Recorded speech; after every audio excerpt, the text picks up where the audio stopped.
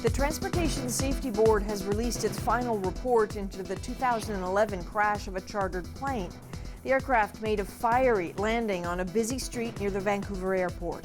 Both pilots were killed and all 7 passengers were injured.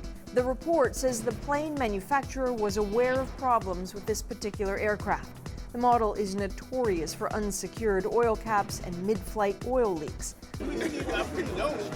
Long lines of voters in Zimbabwe today for a presidential election. It's Morgan Tsvangirai's 3rd attempt to unseat 89-year-old President Robert Mugabe from his 33-year-long rule. The country's last election in 2008 took a violent turn when Mugabe refused to step down. That led to a power-sharing deal that brought Tsvangirai into government as prime minister. Early polls in this election suggest Tsvangirai is ahead, but there are concerns Mugabe's party could rig the final vote count. The former U.S. intelligence analyst charged with leaking government secrets to WikiLeaks is facing up to 136 years in prison. The sentencing phase of Bradley Manning's court-martial is now underway. Manning was convicted of 20 charges yesterday, but was acquitted of the serious charge of aiding the enemy. That alone could have meant life in prison without parole.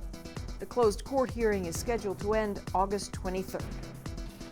In Montreal, a 20-hour armed standoff between police and an elderly man ended this morning. The incident began Tuesday when officers were called about a man threatening workers on his property with a firearm.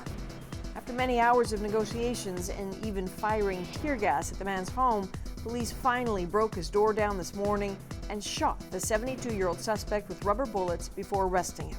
Neighbors say the man is a retired university professor and gun collector.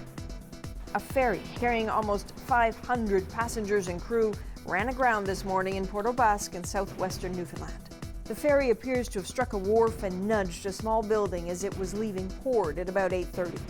Marine Atlantic says no injuries have been reported and there's no significant damage to the vessel, but passengers won't be allowed off the ship until high tide tonight.